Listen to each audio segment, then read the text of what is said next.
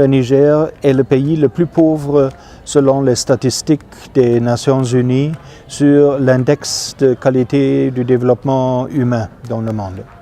Le Niger occupe la dernière place, quelquefois l'avant-dernière place, mais ça retombe sur la dernière place et ça reste là. Et en effet, qu'est-ce que ça représente dans la vie quotidienne? Ça représente que les gens sont obligés de vivre d'un revenu moyen par tête et par jour de 1,30 €, pas plus que ça. Le pays ne dispose pas de ressources vraiment très riches. Les seules ressources qu'il a, c'est le charbon, c'est le pétrole surtout, mais qui pour le moment s'exporte à des prix plus que faibles, et l'uranium qui ne permet pas non plus de donner des perspectives économiques encourageantes à ce pays-là. Alors la pauvreté est un phénomène général, et si je compare ce que j'ai vu il y a 30 ans et avec ce que je vois aujourd'hui, je constate que les jeunes à l'époque ont vécu de la même manière que vivent aujourd'hui leurs fils ou leurs petits-fils 30 ans plus tard. Alors ils portent les mêmes vêtements, ils portent les mêmes sandales en caoutchouc, ils poussent les mêmes brouettes pour traverser la ville et essayer de vendre alors les fruits et des légumes. Donc on peut dire qu'ils vivent exactement de la même manière que la génération de leur père. Une génération perdue alors.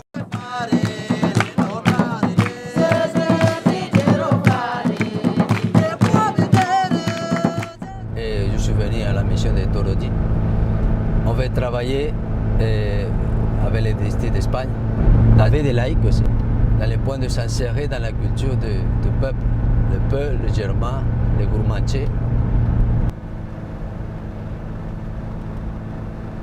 Mon travail, c'est d'étudier la culture et la langue du peuple pour pouvoir vivre avec eux. C'est le premier point, vivre avec eux. Un peuple qui est pauvre, le plus pauvre. Et c'est à partir de là qu'on peut lutter avec eux contre la pauvreté. Et c'est à partir de là qu'on peut faire des développements. Mais on a compris que tout ce qui s'est fait jusqu'à là, ça n'a rien fait, quoi. Ils ont fait beaucoup de choses, les ONG, les coopérations internationales, mais ils ont laissé un peuple complètement dépendant et maintien. Nous, on le considère maintenant parce qu'on est blanc, on a de l'argent et on nous appelle projet. Voilà, c'est projet qu'on nous appelle. Et pour nous, ça, ce n'est pas de l'évangélisation, mais non plus de développement. Parce qu'on n'a pas touché le peuple au profond, là. Voilà pourquoi on utilise maintenant, nous on veut utiliser dans notre méthode de mission le mot inculturation, qui a été oublié par l'Église catholique. C'est-à-dire s'insérer et comprendre le peuple là où nous sommes, à tous les niveaux.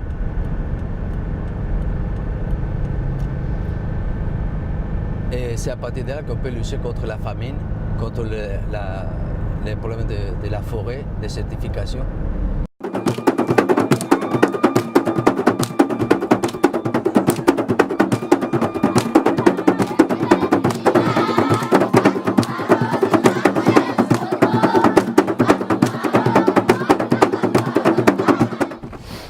Nous sommes ici à Kankani, dans la frontière à 2 km avec la frontière de Burkina Faso. Dans ce territoire gourmanché, nous sommes confrontés à un grave problème de certification qui a déjà commencé beaucoup des années. C'est un problème politique à résoudre, mais que pour le moment, ils n'ont rien fait. Et aussi, c'est un problème de la pauvreté, que les gens ne trouvent pas une autre chose pour pouvoir vivre que couper les arbres. Cet état abusif des arbres, comme vous voyez, est en train de produire une grave désertification dans la région. avec les conséquences que nous tous déjà nous connaissons. Et on devrait diminuer le prix, par exemple à Niamey, du gaz, pour que les femmes puissent se préparer avec du gaz. De cette manière, la vente de bois serait diminuée. Mais il n'y a pas de changement, il y a des intérêts aussi pour maintenir ce commerce de bois. Et pendant 8 mois, dans la région, il ne pleut pas. Et nos jeunes, ils ne trouvent une autre chose que partir pour couper les arbres. Vous voyez qu'on ne voit presque même pas des arbres. Les gens, nous sommes dans la paroisse, c'est 1 kilomètre d'ici, et les gens disaient avant, nous ne voyions pas les camions passer à cause des arbres. Maintenant, nous voyons tout, jusqu'aux pneus. Les gens n'arrivent pas à comprendre les conséquences de la désertification. Et la terre qui deviendra chaque fois plus pauvre. Et l'unique, la base de l'alimentation, c'est les milles. Alors ça va changer aussi toute la manière de cultiver les milles. Nous voudrions chercher des opportunités aux jeunes avec des différents métiers, des petits métiers qui puissent travailler dans la région. Mais le grand défi, selon moi, c'est de pouvoir créer une école agricole, peut-être à Torodi, pour pouvoir retourner à la terre avec une autre mentalité, des autres instruments, et avec une autre manière de regarder l'unique richesse qu'ils ont, que c'est la terre. Ils n'ont pas une autre chose. La misère, ça avance, disons, à une vitesse alarmante. Et des fois, nous vivons cette impuissance de voir passer par jour 15 camions vers Niamey, dans la région Gourmantche. 15 pour dire un nombre. Et sans savoir comment fermer, arrêter tout ce qui se passe autour de nous. Et surtout en voyant les conséquences d'ici à, je disais aux gens, d'ici à 15 ans, vos enfants devront émigrer pour chercher de nouvelles terres. Alors pour moi, c'était urgent de commencer une école agricole. Nous avons déjà des petites formations que nous avons initiées.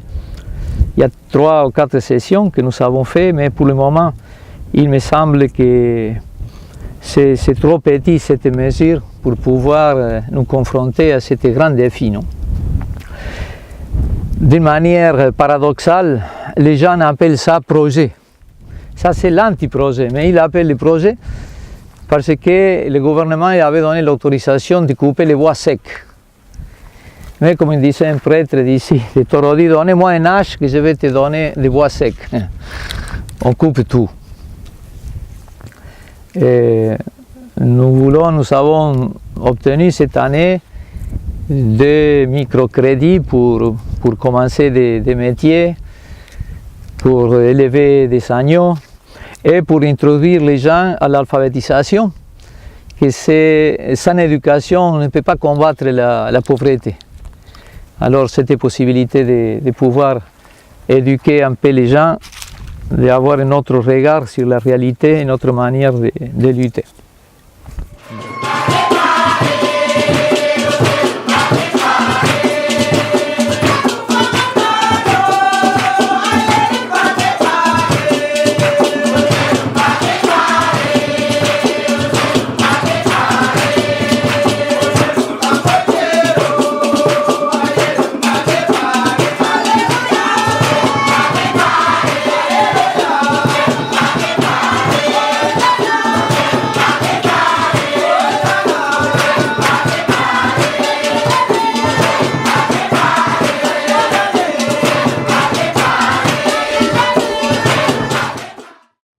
Je travaille ici à la mission de Torodi et puis en recherche forestière avec l'Université de Maradi.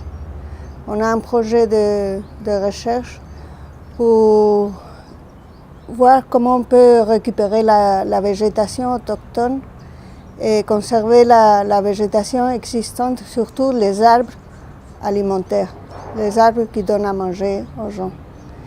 Le projet est basé sur la participation des paysans, parce qu'on a vu qu'il y a eu une désertification. Nous, on veut travailler dans la zone où on trouve toujours des végétations qui restent.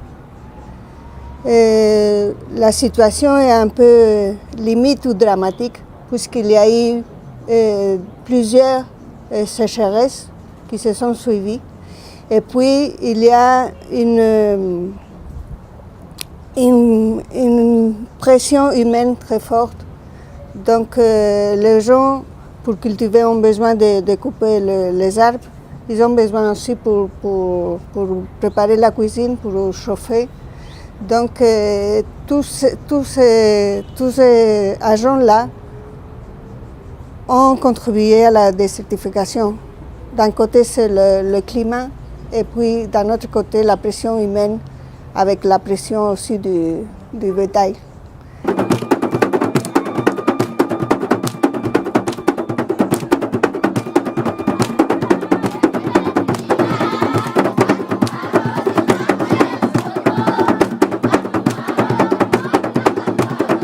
Bien, nous sommes confrontés ici dans la région aux deux problèmes au point de vue pastoral. C'est une nouvelle polygamie de garçons qui ont reçu le sacrement de mariage, bien sûr le baptême, et après quelques années, ils prennent une deuxième femme. L'autre problème, c'est les mariages forcés ou bien arrangés. Des jeunes filles comme celle-ci, que vous voyez, ils ont choisi déjà il y a quelques années leur mari. Certaines d'entre elles, ils n'en veulent pas. Mais au point de vue culturel, c'est presque impossible de faire marche derrière. Et ça nous présente un problème aussi parce qu'à l'heure de faire un mariage chrétien, c'est la liberté. Sans liberté, il n'y a pas de sacrement. Alors, cela signifie pour nous un grand défi de faire des dialogues avec la famille, avec les parents, avec le vieux, les vieilles, pour essayer de présenter ce que l'Évangile, en tant que vient questionner la culture, les saintes valeurs de la culture, et vient à faire grandir les valeurs culturelles. Alors cette affaire de mariage forcé ou arrangé, évidemment pour l'Évangile c'est une anti-valeur qu'il fallait corriger, et avec beaucoup de patience bien sûr.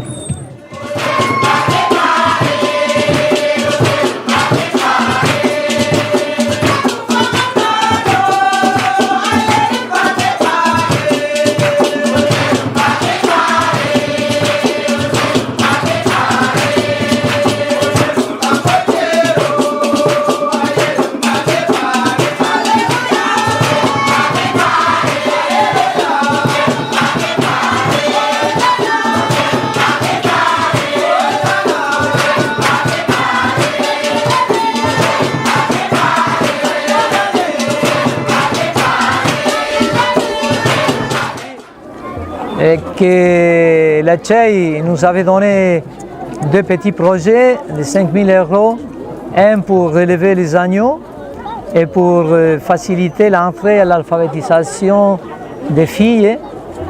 Et sans l'éducation, c'est impossible de combattre la pauvreté. Et après, l'autre projet, c'est pour les métiers, les petits métiers, de ceux qui vont rester ici dans les villages. Mécaniciens de motos, de vélos, couturiers, et après pour tisser des lits. Par exemple, c'est des jeunes filles, ils sont choisis pour devenir couturières. À la fin de leur apprentissage, ils vont recevoir une machine à coudre, bien sûr, Mais dans les villages, il y a déjà des autres travaux comme ça, des autres métiers comme ça. Et c'est pour cela que je dis, c'est une manière symbolique de dire nous voulons penser, réfléchir ensemble pour trouver des autres moyens. Évidemment, ce n'est pas simple le problème, ce n'est pas facile de le résoudre quand il n'y a pas au niveau politique des autres propositions. Bon, mais nous ne voulons pas nous décourager, nous voulons être toujours être sujet d'espérance en face des jeunes surtout. Hein, et les inviter à ne pas rester passifs, à ne pas baisser les bras et continuer le combattre, continuer la lutte. Mais nous savons que c'est bien difficile.